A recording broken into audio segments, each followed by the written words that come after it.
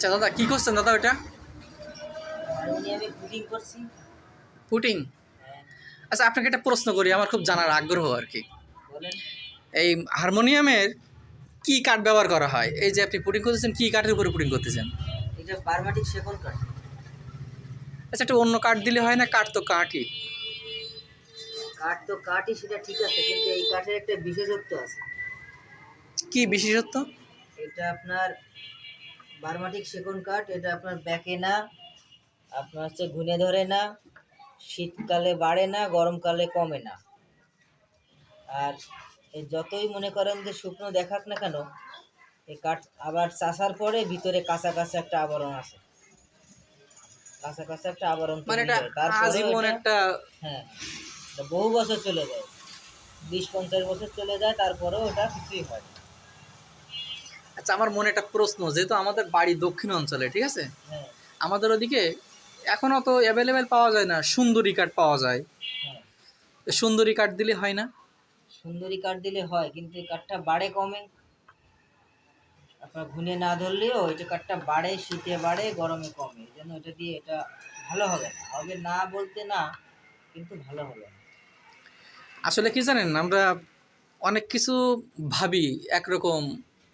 হারমোনিয়াকে আমরা শুধু ভাবি হারমোনি, কিন্তু হারমোনি তো না, এ তো একটা বিজ্ঞান, জ্বলন্ত বিজ্ঞান।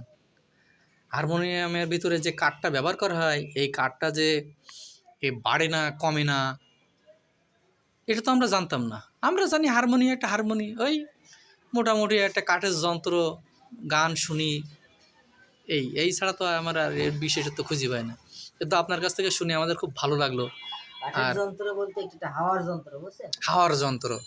এ কোনো ইলেকট্রিক যন্ত্র না, আপনার হচ্ছে দিয়ে এটা বাঁশি আছে, বাতাস যখন এই বাঁশিতে স্পর্শ করে, ওই বাঁশির পাত আছে, সেটা কম্পন হয়, সেখান থেকে সুর, বুঝছেন? সুর। হ্যাঁ, সেটা তো আমরা বুঝি, কিন্তু ওর সঙ্গে আরও একটা বিজ্ঞান আমাদের যোগ হয়ে গেল, যে কাঠটার উপরে, হ্যাঁ, বাঁশির উপরে তো একটা বিজ্ঞান আছে, আর কাঠের উপরেও এখানে একটা বিজ্ঞান আছে। কাঠের উপরে এই বিজ্ঞানটা হলো এই, যে এখানে যে কাঠটা ব্যবহার করা হয়, এই কাঠটা হলো একটা স্থির কাঠ। শীতে কমবে না, গরমে বাড়বে না, কি বৃষ্টিতে বাড়বে না, কোনো বাড়া কমা হবে না, যে অবস্থায় দেওয়া হবে সেই অবস্থায় থেকে যাবে। খুব সুন্দর কথা। ঘুরে ধরবে না। আপনার হচ্ছে, তো দাদা, আপনার ঠিকানাটা কি একটু বলবেন আমাদের দর্শকের উদ্দেশ্যে? আমার ঠিকানা দোলখোলা বাবুর garage, Dolkhola lane, Dolkhola lane, Dolkhola বাবুর গ্যারেজ, বাবুর গ্যারেজ, ভাই ভাই মিউজিক স্টোর। ভাই ভাই মিউজিক স্টোর। তো আমাদের দর্শক আপনার কাজ দেখে অবশ্যই মুগ্ধ। আশা করি যে তারা আপনাকে এই ঠিকানায় যোগাযোগ করবে এবং তাদের চাহিদা অনুযায়ী আপনি কাজ সরবরাহ করবেন।